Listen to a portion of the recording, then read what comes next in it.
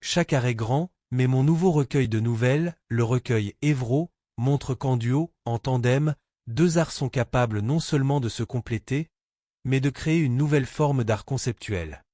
Celle où, pour réaliser une idée de génie, deux arts s'entrelacent l'un l'autre, comme les veines d'un câble en aluminium, créant ainsi une nouvelle forme d'art, particulière et unique.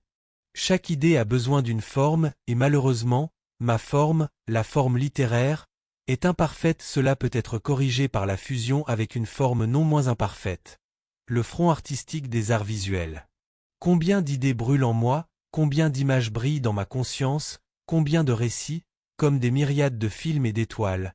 Mais sans les mains de l'artiste, je ne peux pas rendre ce recueil parfait. J'ai besoin de mains, je le répète, de mains, et non de la tête, de l'esprit, des sentiments d'un artiste de génie. Chaque tableau de ce recueil est le fruit de mon imagination, dont l'étincelle est bien sûr la volonté divine. Nous, les humains, sommes les exécutants de ces idées. Quelle création étonnante de l'intelligence suprême et de l'âme suprême!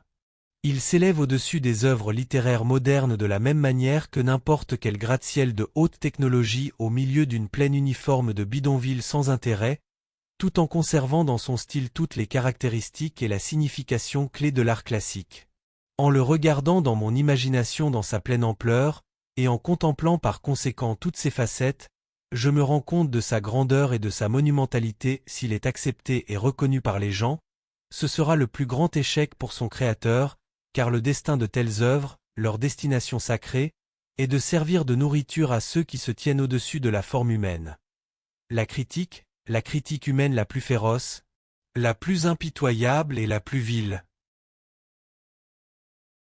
Voilà ce dont j'ai besoin pour obtenir non seulement la satisfaction d'avoir accompli un travail en tant qu'instrument, mais aussi, ce qui est beaucoup plus important, la paix sacrée d'une destinée fidèlement accomplie.